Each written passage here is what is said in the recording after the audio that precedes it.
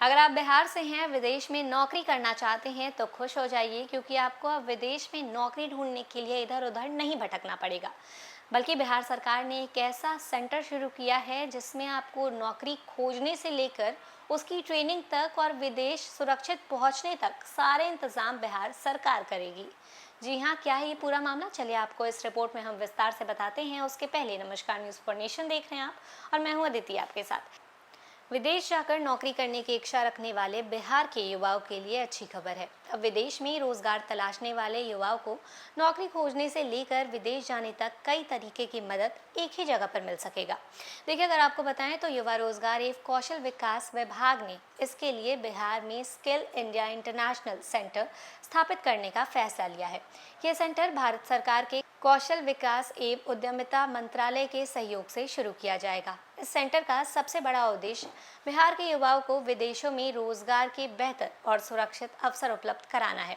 इसके जरिए युवाओं के लिए एक ऐसा ग्लोबल मोबिलिटी पाथवे तैयार किया जाएगा जिससे वे अपनी योग्यता और उसी के साथ साथ कौशल के मुताबिक दूसरे देशों में नौकरी हासिल कर सकेंगे।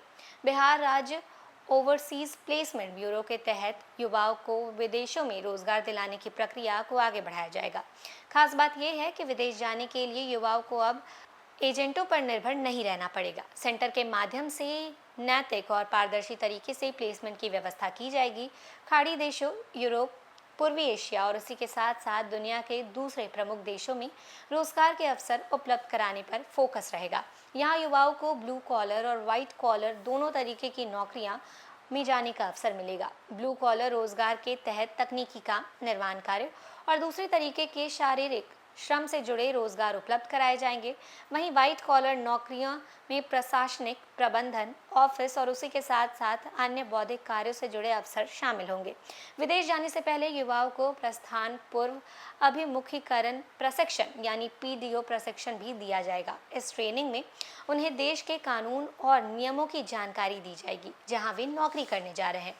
इसके अलावा प्रवासी श्रमिकों के अधिकार, वहाँ की संस्कृति, कार्यस्थल पर व्यवहार और उसी के साथ साथ आचार संहिता जैसी जरूरी बातों का भी जानकारी जो है वो उनको दिया जाएगा।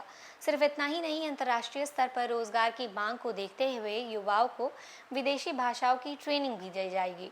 अलग अलग देशों में जिन कौशल की ज़्यादा मांग है उसके हिसाब से युवाओं को स्किल अपग्रेड करने का प्रशिक्षण दिया जाएगा। इससे बिहार के युवाओं के लिए विदेशों में रोजगार पाने की संभावना और ज़्यादा मजबूत हो जाएगी। सरकार की योजना के तहत विदेश जाने वाले बिहार के श्रमिकों का डिजिटल डेटा भी तैयार किया जाएगा। इसके साथ ही मेडिकल जांच और अनुमोदन, बीमा तथा विदेश में काम करने वाले श्रमिकों की सुरक्षा से जुड़े दूसरे जरूरी कदम भी उठाए जाएंगे। यानी विदेश जाने से पहले से लेकर वहां रोजगार मिलने तक पूरी प्रक्रिया को ज़्यादा व्यवस्थित और सुरक्षित बनाने की कोशिश रहेगी। वहीं श्रम संसाधन एवं प्रवासी श्रमिक कल्याण विभाग की ओर से प्रवासी और पंजीकृत कामगारों के बच्चों के लिए भी बड़ी योजना तैयार की गई है। विभाग पटना में एक आवासीय विद्यालय खोलने की योजना पर काम कर रहा है और इसकी शुरुआत पटना से होगी और बाद में इसे राज्य के दूसरे जिलों तक भी विस्तार दिया जा सकता है। इस योजना का लाभ जो है वो काम कर कल्याण बोर्ड में पंजीकृत 45 लाख से ज़्यादा कामगारों के बच्चों को मिल सकेगा। इन बच्चों को आवासीय स्कूल में निःशुल्क शिक्षा उपलब्ध कराने की योजना है। यहाँ बच्चों के रहने, खाने पीने और पढ़ाई की पूरी व्यवस्था की जाएगी।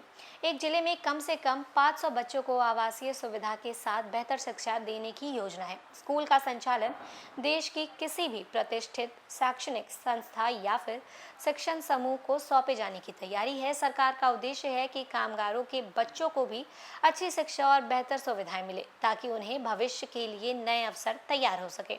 कुल मिलाकर बिहार सरकार की इन दोनों योजनाओं का फोकस युवाओं और कामगार परिवारों के भविष्य को बेहतर बनाना है। एक तरफ बिहार के युवाओं को सुरक्षित और पारदर्शी तरीके से विदेशों में रोजगार दिलाने की तैयारी है, तो दूसरी तरफ पंजीकृत कामगारों के बच्चों को बेहतर और मुफ्त आवासीय शिक्षा देने की योजना पर काम किया जा रहा है।